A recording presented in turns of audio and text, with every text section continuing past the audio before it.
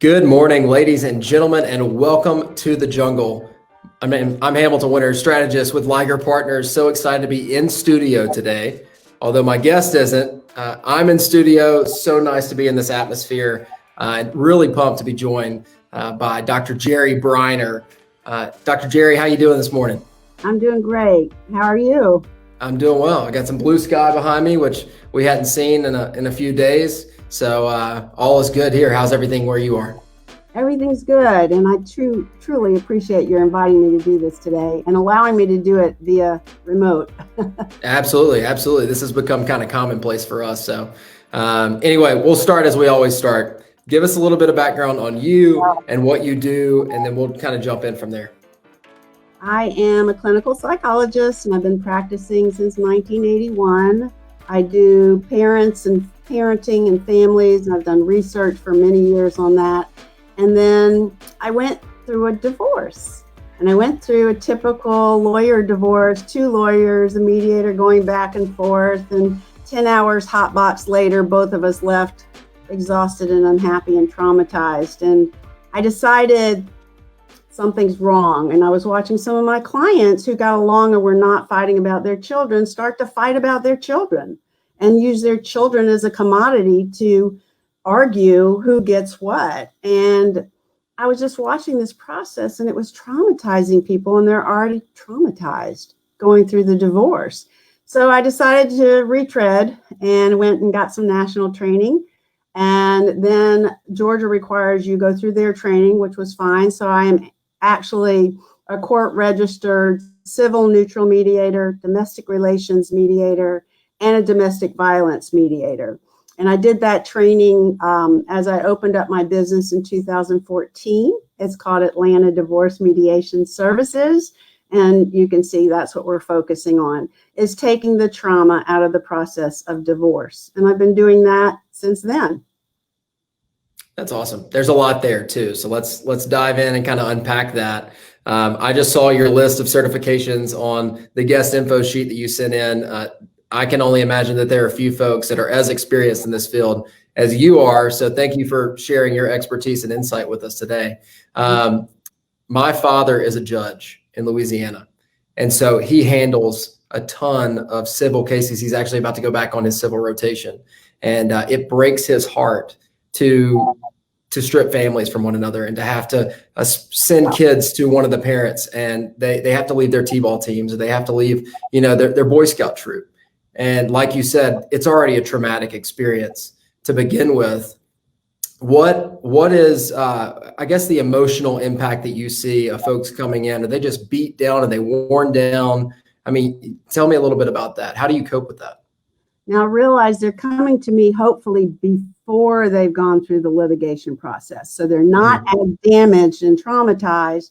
They're scared. They have no idea what to do or how they're going to work things out. But when I'm seeing them, hopefully they haven't been through this fear cycle of litigation. When they do, what I see is, I'm getting divorced. What do? I go to an attorney.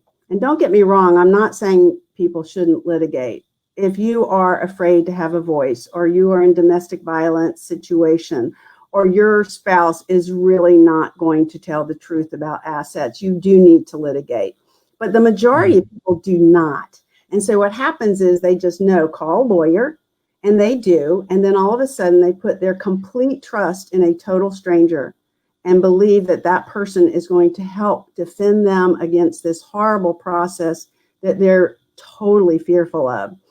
And then the second party finds out, oh no, he's already gone to an attorney, and they're more traumatized, and they go to their attorney, and then they each put $3,000 to $5,000 down just to collect paperwork, which will most likely never be looked at, but you will pay for filing and all of this stuff, organization. And then they start to fight about things that they weren't fighting about or didn't want to.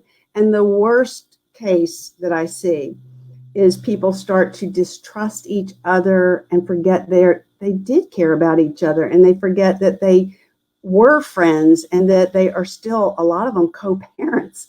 And we know trauma between 2 parents affects children. Yep. And if we can take that trauma out and not use the children, and remember the children are a third party in this decision-making process, not that they have a choice, but they should often have a voice, then we can help them go through it. So normally the very first session, most people walk out going, oh, we can do this. That's And strong. yeah, and I don't do it in hot box style. I'm a clinical psychologist. I know how long people can stay in a problem-solving process and really not lose it or get overwhelmed. I can see when people are getting overwhelmed. We can take a break.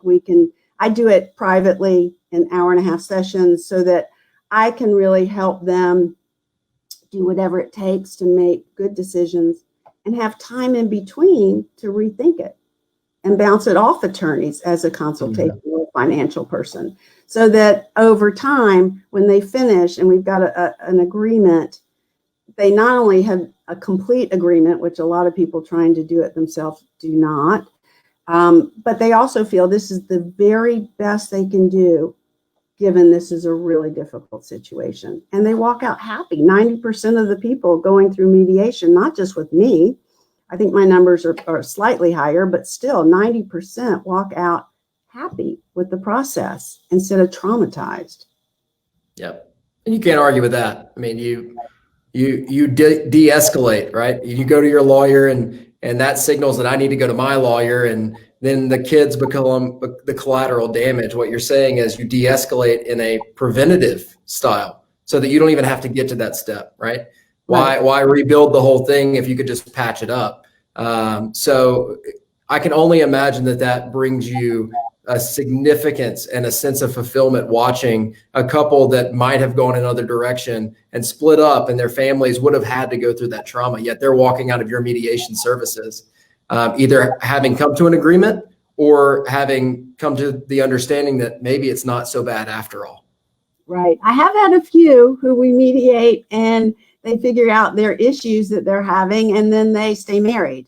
It's not as common, but again, my role is a neutral. I'm not on anybody's side. I'm not trying to pit them against each other. I certainly help them problem solve. I certainly look and say, what is stopping you in this issue?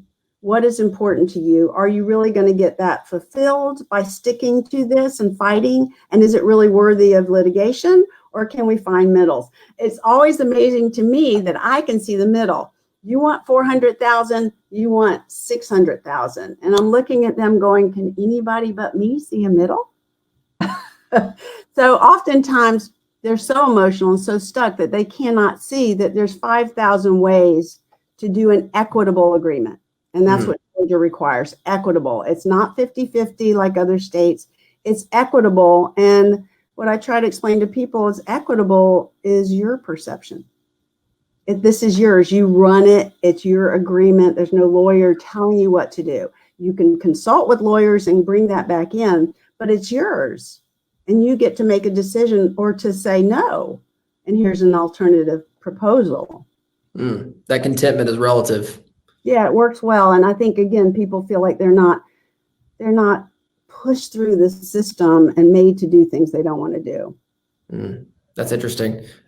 I want to get into something that's the elephant in the room in almost every single scenario within the last 2 months, and that's COVID-19.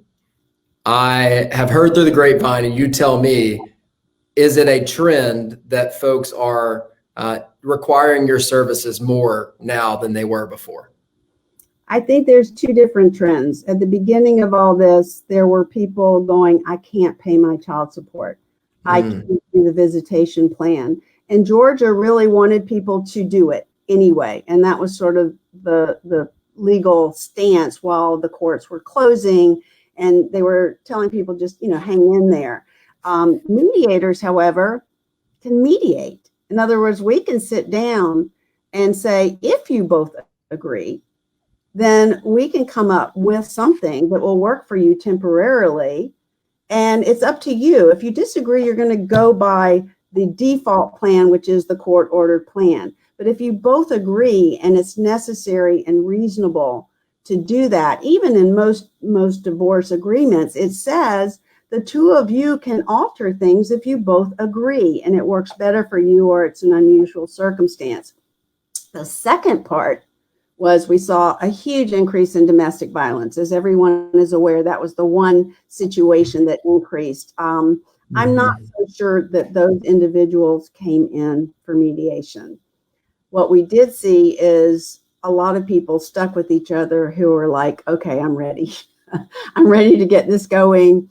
And it's easy doing it. I have the HIPAA approved level of Zoom, so it's protected as much as you can be protected. They don't have to go out of their house. I send them an Evite and they click on, and I've got everybody. And quite frankly, I prefer not to caucus like just one person at a time, because I think they both need to be talking to each other.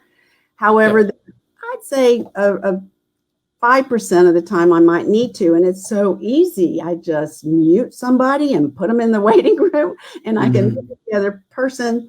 And especially if they're getting very upset, I like people to vent. I think that's healthy as long as it's respectful. But after a time, I'll go, guys, you can argue and fuss outside of here and not pay me to listen, or see if we can calm down and get back on track.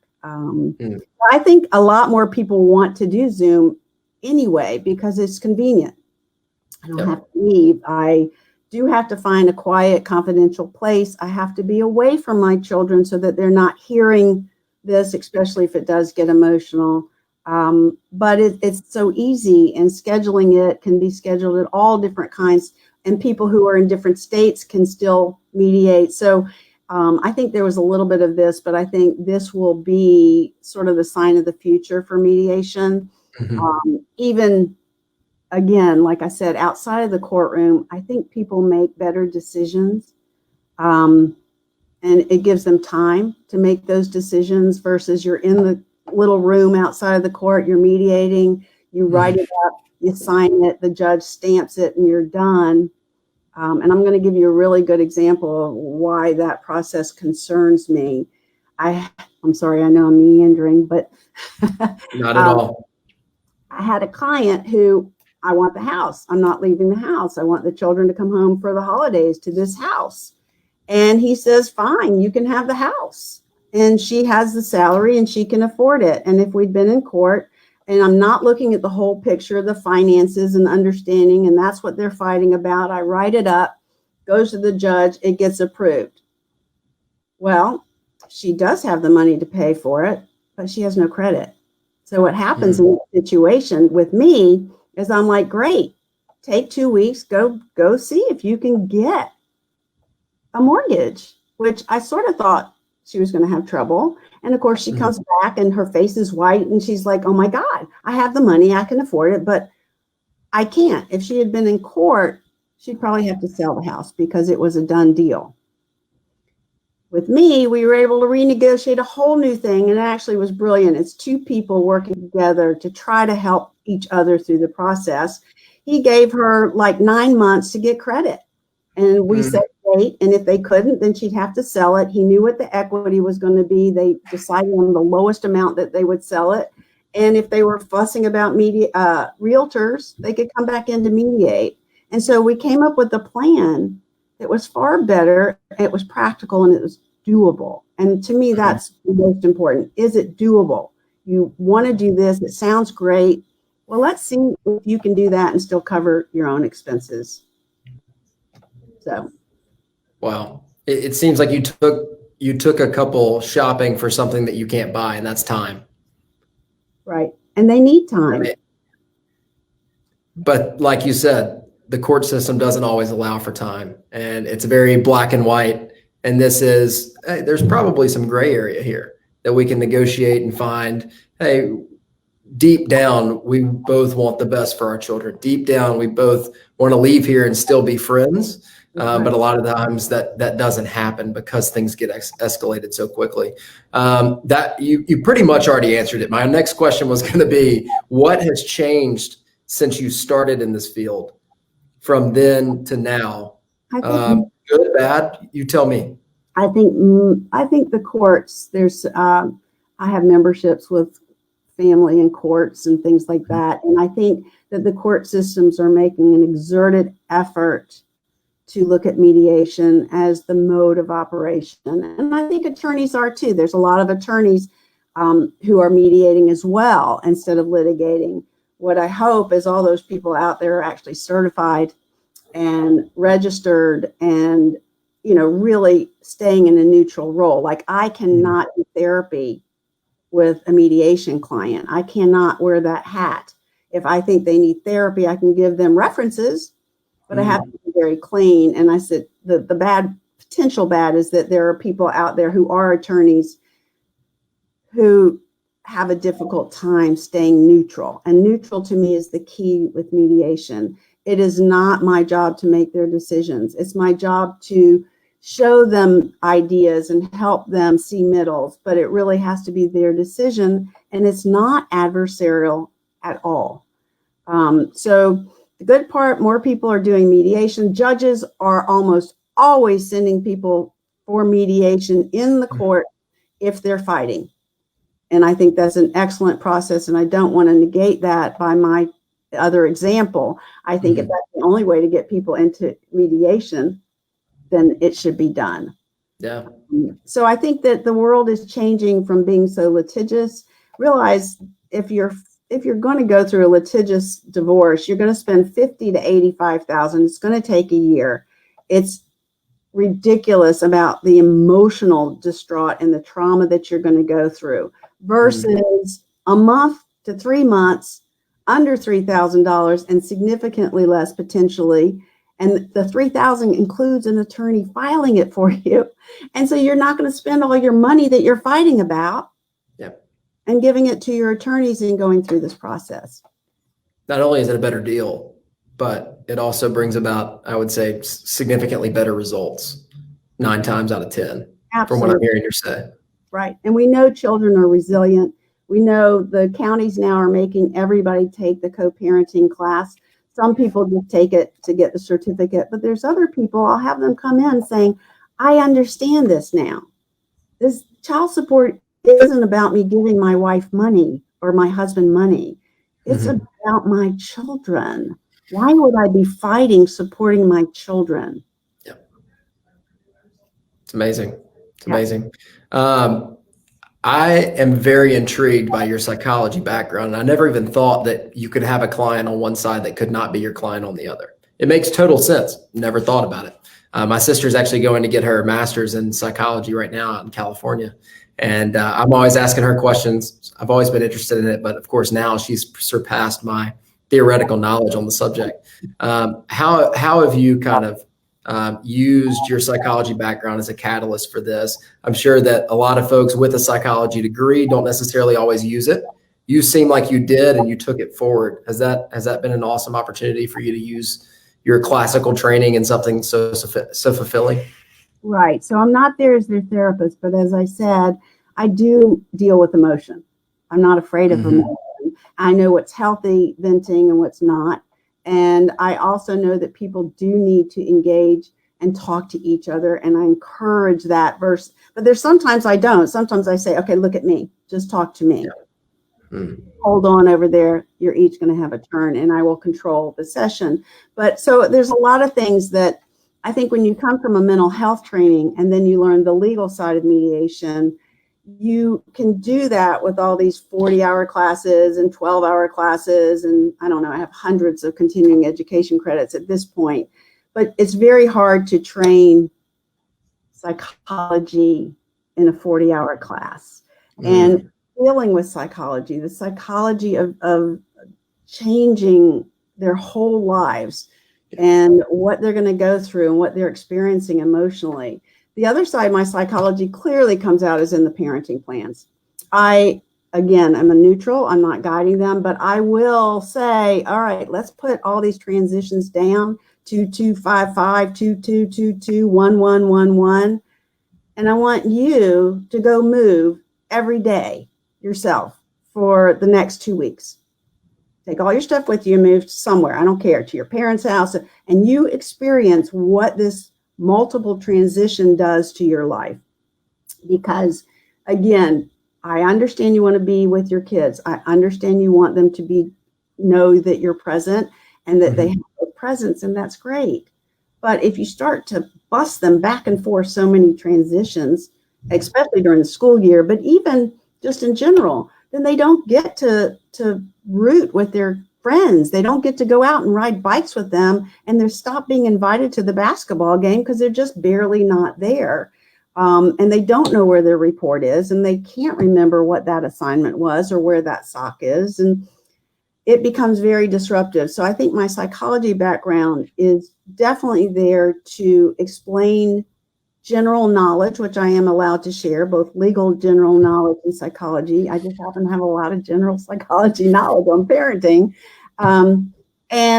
And I explain that because we see it with elder care as well, the transition of caretakers where the client gets confused. They don't know who's showing up today or where they're supposed to be, and it's extremely disruptive. So I do try to tell people, I know there's all these fun things and patterns that lawyers do that are out there, but it may not be appropriate for your child. So let's look at your child. How disorganized are they? Do they have any disorders? Let's think about that as we're looking at what needs to happen. And oftentimes we can come up with such creative things. I had one parent who didn't have primary custody, but it ended up being joint because they picked him up after school every day and kept him till 7:30 because the other parent was working, but the children still slept at the same house. So all the homework was done with one spouse, and the sleep and get ready for school and organized stuff was all done with another parent. So there's all kinds of creative ways to share co-parenting without messing your children up with too many transitions. Wow, I've never thought about that. I guess it's the consistency. If there are inconsistencies, what can we keep consistent and how much can we keep it consistent? I mean, that's really no different than a lot of parents that one might work the graveyard when one might work the day shift, right? You're taking that co-parenting, but most folks, I would think when it comes to divorce, they think who has custody rather than who's going to co-parent and how that's going to work. Right. One thing, and this is, we got time for one more question. How do you leave work at work and not take it home with you?